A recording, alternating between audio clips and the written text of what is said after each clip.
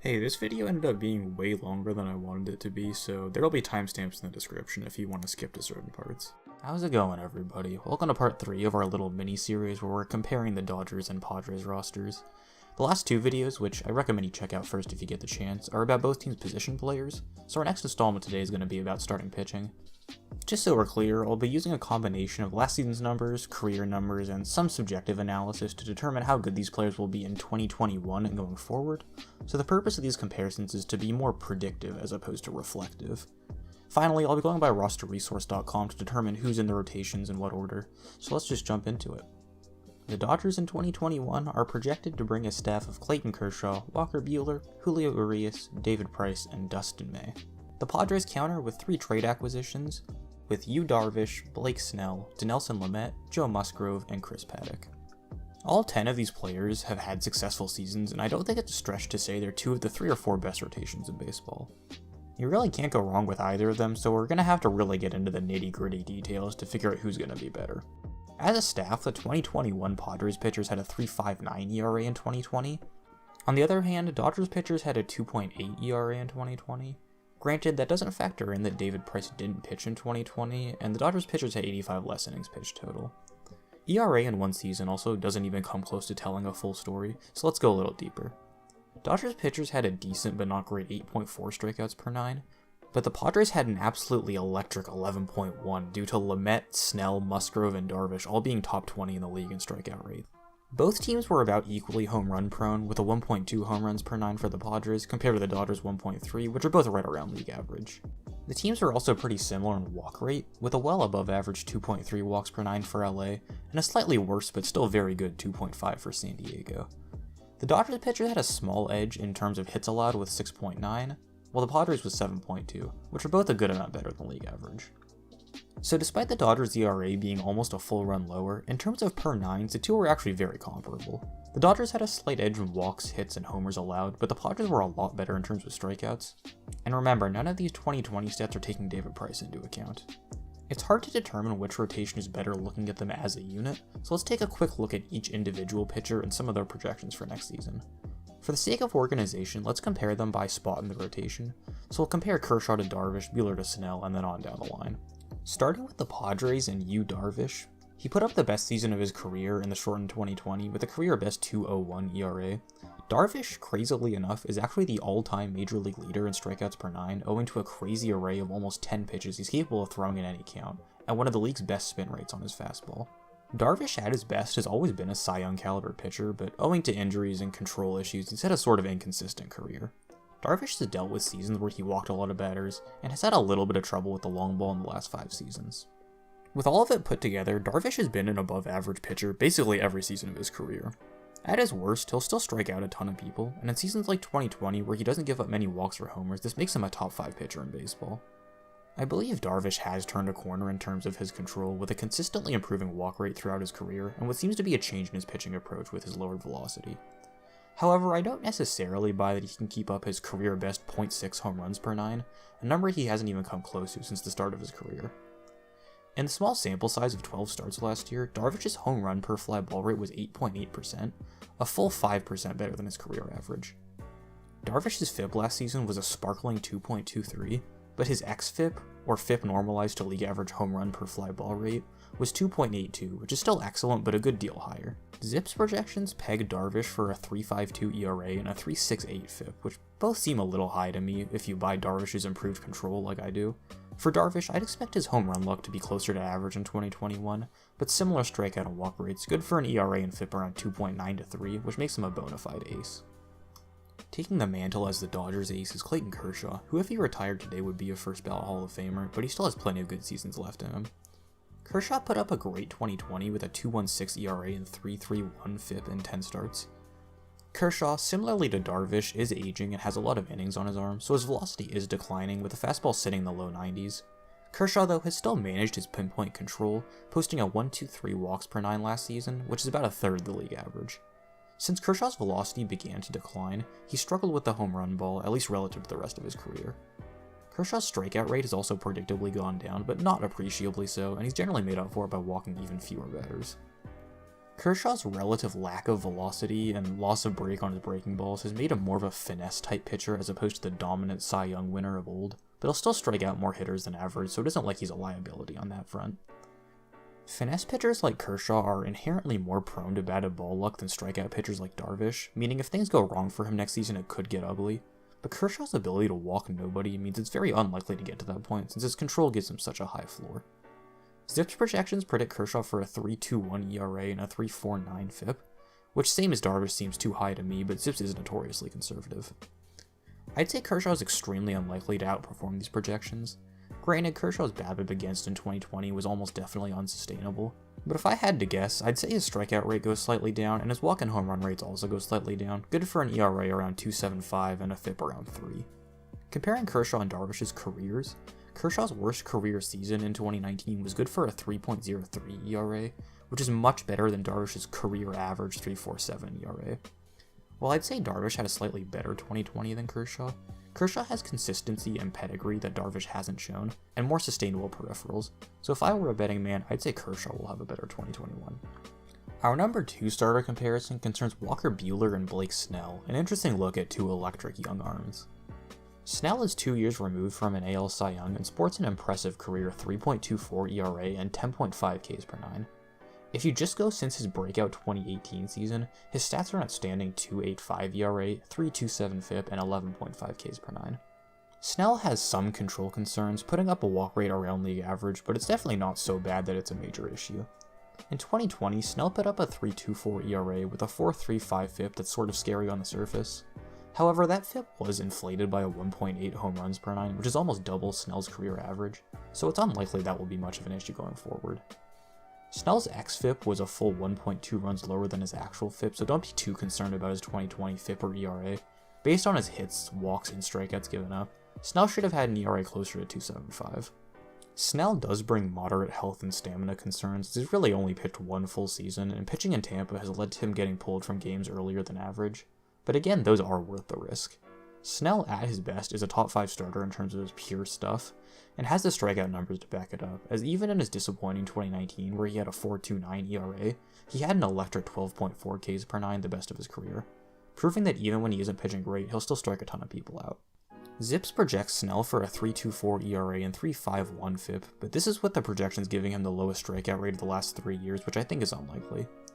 Snell is a similar pitcher to Darvish by strikeout and home run numbers, but Snell gets up slightly more walks, so I'd peg Snell for an ERA around 3 and a FIP a little bit above that. Walker Buehler debuted in 2018 as a top prospect and has been great ever since, touted as the Dodgers' next ace after Clayton Kershaw. Buehler only had 8 starts last season, but was good if not great in those starts with a 3.44 ERA to go with his career 3.15 ERA and 3.23 FIP. Since 2018, Buehler has been slightly worse than Snell on the whole, but more consistent since Snell's numbers are comprised of his Cy Young 2018 and disappointing 2019, while Buehler has been consistently good in all 3 seasons. Buehler is a great strikeout pitcher, but he's consistently been a tier below Snell in that department. He makes up for it though by walking fewer hitters, while both hitters had outlier level of home run rates in 2020 but don't give up too many homers overall.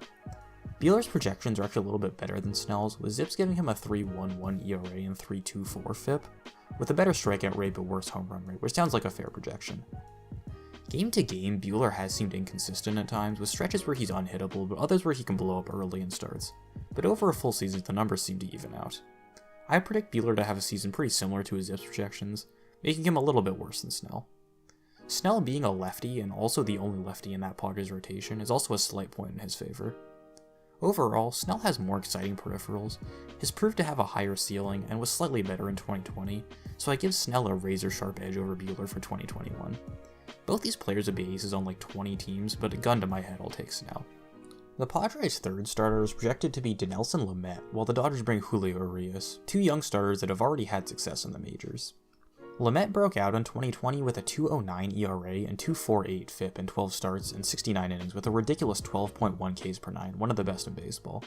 Lamet also backed this up with a 2.6 walks per 9 and 0.65 home runs per 9, both well above league average.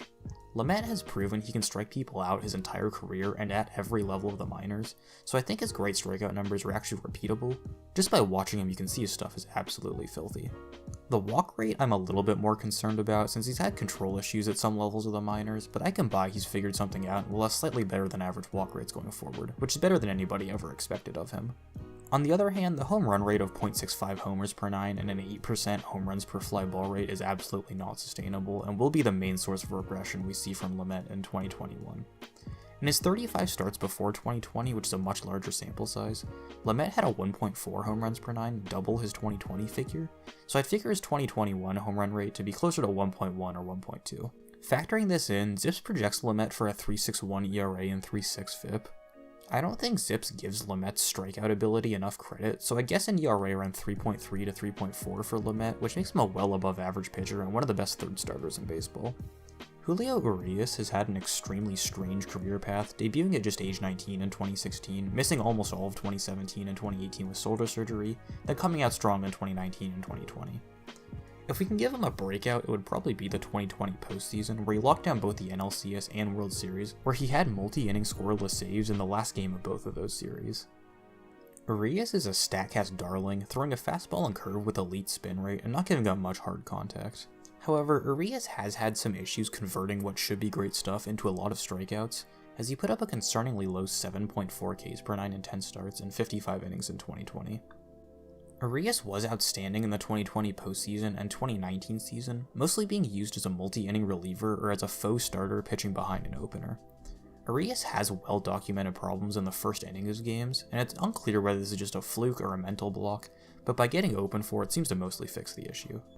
Urias' 2020 numbers were good, but far from great, as he put up a 3.27 ERA and a 3.72 FIP in his first work as a full-time starter since 2017.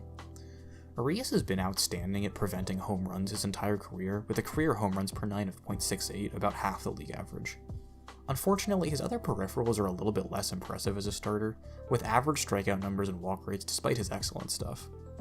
Urias' stuff plays up a lot when he's used as a reliever, so I think ideally he'd be used as he was in 2019, being used following an opener sometimes and sometimes as a fireman reliever. But granted, I like the opener probably more than the average baseball fan. Despite a very good 3.27 ERA in 2020, his xFIP was a concerning 5.06. Zips projects him next season for a 3.64 ERA and 3.93 FIP, which both seem about right to me when you look at his concerning peripherals. All things considered, right now I'd take Lamet slightly over Urias in a starting role, since he's proven he can convert his stuff into elite strikeout numbers. Today's hardest prediction comes in our fourth starter spot, where we'll compare newly acquired Joe Musgrove to David Price, who didn't pitch at all in 2020. Musgrove is the type of pitcher that's always projected to be very good, with few walks and very good spin rates, and a career 4.33 ERA compared to just a 3.9 career FIP. In 2020, Musgrove was able to put it all together for the first time, with a 3.86 ERA, 3.42 FIP, and a career best by far 12.5 Ks per 9 in 8 starts and 40 innings. He may have even gotten a little bit unlucky with the highest BABIP against of his career. This increase in K rate was accompanied by a well above average walk rate, but it still produced the best season of his career. For a long time, it seemed like the Pirates preached a pitch-to-contact style that worked for some players, but some pitchers like Garrett Cole had huge breakouts after leaving Pittsburgh. Musgrove seems to have forgone this pitch-to-contact strategy, which worked out really well for him in the small sample size of 2020, and the projections seem to like him a lot, with Zips pegging him for a 3.99 ERA and a 3.82 FIP in 2021. The projections are based on strikeout and walk numbers more in line with his career averages as opposed to his 2020 numbers though, so I can see an even better performance than that, with around a 3.6 to 3.7 ERA and 11 plus K per 9. I think a change of scenery and playing on a contender will really help Musgrove, so although I don't think his strikeout numbers will be quite as high, I predict a career best ERA and a breakout season in 2021 for Musgrove. David Price came over to the Dodgers in the Mookie Betts deal before 2020 but opted out of the season. In 2019, he put up a 4.28 ERA, his worst since 2009, but he did it while putting up the best strikeout rate of his career and the highest BABIP against of his career, which meant his 4.3 ERA was backed up by an above-average 3.6 FIP.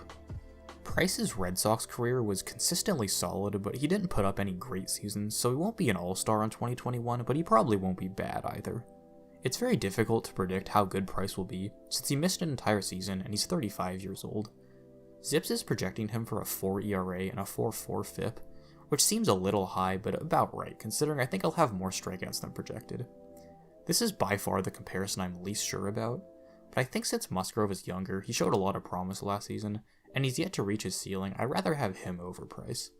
Price's age and likely rust make me a little bit hesitant about him in 2021, but again, this one I could be completely wrong about. The fifth starters for each team are going to be a little bit variable, with a lot of people getting starts, but Roster Resource currently has them listed as Dustin May for the Dodgers and Chris Paddack for the Padres. Paddack was a top 40 prospect in baseball before his 2019 debut, and he was quite good in that season with a 3.33 ERA and 3.95 FIP across 140 innings as a rookie. Paddack had better than average walk and strikeout rates, but gave up the long ball a little too often for comfort. Paddack's changeup is a wipeout off-speed pitch, and he supplements it with a decent fastball. His real issue comes from a lack of an effective third pitch, as his curveball was one of the worst in the majors in terms of spin rate and hitting stats against. In 2019, when Paddack was pitching well, his fastball was very effective, with a well above average velocity and a 3.01 WOBA against. But in 2020, his fastball velocity declined to well below average with an even worse spin rate, and resulted in hitters having a 4.18 WOBA against it with a scary 658 slugging percentage. The declining fastball, combined with a bad curve, led to a below-league average 8.85 Ks per nine and a 2.14 home runs per nine, which is so high it'll probably be an outlier for his career. If Paddack can figure out his fastball woes, then he should return to near his 2019 form, but if he doesn't, he simply won't be a successful starter. Padres fans shouldn't give up on Paddack, since as a prospect his fastball was pretty highly touted, but if he has trouble with it going forward, or doesn't develop a good third pitch, then I wouldn't be surprised to see him move to the bullpen or traded to make room for other prospects. The Dodgers bring Dustin May, a former top 15 prospect who graduated last season and throws a wiffle ball sinker combined with a cutter to induce a lot of ground balls. In 90 career innings, he's posted a 2.98 ERA and a 3.96 FIP. He's been quite good at avoiding walks with just a 2.1 career walks per nine, but he hasn't been able to translate his good stuff into a lot of strikeouts with just a 7.5 career strikeouts per nine. May's velocity and spin rates are a lot more promising than Paddack's, and he has more prospect pedigree, but he doesn't quite have the same sample size of innings to draw conclusions from. Watching him and the crazy break his pitches have, you'd think he'd strike out a lot more people, but he struggled with putting batters away. I think it's likely May will grow into his stuff, and the projections seem to support this. Zips gives him a 3.87 ERA and 4.07 FIP with 8.6 Ks per nine in 2021, but I think he could be even better than that if he works on his secondary pitches. May also doesn't necessarily need to strike out a ton of people since his repertoire is so tailored towards inducing ground balls. Overall, I'll take May over Paddack since he has more promising velo and spin rates, and he doesn't have a bad season yet. May's ceiling is as an all-star pitcher, and I think he can reach that at some point in the near future. On the other hand, I'm more unsure about Chris Paddack, who I don't think will ever be as good as his rookie season again. I also want to quickly look at both teams' depth starters, since it's unlikely both rotations will stay healthy all season. We'll talk about 3 other starting options for each team. So for the Padres, we'll see top prospects Mackenzie Gore, Adrian Morejon, and Michel Baez, and for the Dodgers it'll be Tony Gonsolin, Jimmy Nelson, and Josiah Gray. Gore, Morejon, and Baez are all top 100 or former top 100 prospects that are ready to contribute at the major league level in 2021. Gore is a consensus top 5 prospect that has electric stuff despite not exceptional velocity. He has elite spin rate on almost all his pitches, and very advanced command for being just 21. In 2019, his last season against competition, he absolutely destroyed high A ball with a 1 ERA and 15 starts. Gore has barely pitched in AA or higher, but his stuff is good enough to be ready to start right now in the majors. Adrian Morejon graduated from a prospect status last year, but was top 100 prospect that had good, if not great stuff, and some command concerns. The Padres were high enough on him to give him 19 innings last season and let him open for a playoff game, largely due to an 11.2 Ks per nine in the major despite long ball concerns. Finally, Michel Baez is more likely to appear as a reliever this season, but he could make a spot start here or there if necessary. Baez is sort of similar to Paddack in that he has a wipeout changeup and a good fastball, but he lacks a solid third pitch to pair them with. In 34 career innings, he's had a solid 9.2 Ks per nine, but a 4.2 walks per nine, good for a 3.97 FIP, mostly in a reliever role. Let's go to the Dodgers now, starting with Tony Gonsolin, the former top 100 prospect with a career 2.6 ERA and 86 innings. Gonsolin was very solid in 2020, with a 2.3 ERA and FIP, although this was helped by an unsustainably low 0.4 homers per nine as his xFIP was 3.8. Gonsolin has proven he can be successful in the majors and will probably find 20 plus starts to fill in for injuries or give some other starters rest, and I'd project him for around a 3.8 to a 4 ERA, making him a solid mid-rotation starter for most teams. Another option to start for LA is Jimmy Nelson, who basically hasn't pitched due to injury since 2017, where he got Cy Young votes in Milwaukee. He's slated as a non-roster spring training invite for 2021 after missing 2020 with the Dodgers due to back surgery, but he's on a minor league deal, so he should be available to make some starts throughout the season. Nelson looked okay in 2020 spring training, but honestly I have absolutely no idea how he'll do since he's barely pitched in 3 years. Nelson, though, at his peak was a solidly above average pitcher, and he's only 31 years old, so he could show a return to form as a spot starter or maybe a long reliever. Finally, top system prospect Josiah Gray could make his major league debut in 2021, even though he's only pitched 2 seasons in the minors. Gray doesn't have exceptional stuff, but his control is good for his age, and he could be a mid-rotation starter in the majors, although right now he's more of a spot starter or a swingman. Gray has never pitched above AA though, so I'm not sure how likely his debut this season is. Other options for depth starting in LA could be Dennis Santana or Mitchell White, who both have some major league experience already. On the whole, the Padres definitely have more potential upside in their depth, mostly in a potential Gore debut, but they lack the major league experience and proven success of Gonsolin and Nelson. While Gore might eventually be the best pitcher in the Padres rotation, right now I don't think it's fair to just assume he'll be a big contributor in 2021. Even if he's ready, somebody's going to need to get injured or be really bad for him to get a chance, since the Padres probably want to give him some AAA innings before his debut. On the other hand, Gonsolin definitely will have an impact in the majors, be it as a starter or more of a swingman, since he already has major league experience starting and will be the de facto 6th starter in the rotation. Dodgers just have more major league ready talent waiting in the wings, so for major league rotation depth, I'll give the Dodgers an edge, whereas the Padres have the edge in pitching prospects. So what's the verdict? Well, based on overall numbers from last year, the Dodgers rotation was better. Based on the semi-arbitrary head-to-head, the Padres rotation is slightly better. The Dodgers have better depth, but the Padres have more prospect upside. Realistically, the two teams are about as close as can be, and are probably 2 of the 3 best starting staffs in baseball. Okay, I'll stop fence-sitting now and say I think the Padres are a little bit better overall, but it's by the slightest of margins. It's mostly due to concerns over Julio Urias' peripherals and David Price being a big ol' question mark, who realistically could have an ERA anywhere from 3 to 5 and I wouldn't be surprised.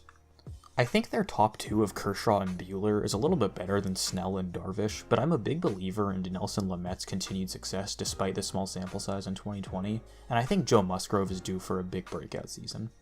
For the record, before the other day's Musgrove trade, I probably would have given the Dodgers the edge. With that being said though, my opinion is far from gospel, and I'm always happy to have a discussion in the comments. Expect the final installment of this mini-series about the bullpen in the next couple days. As always, thanks for watching. If you're enjoying the content, sub to the channel and maybe leave a like, and I'll catch you guys in the next one.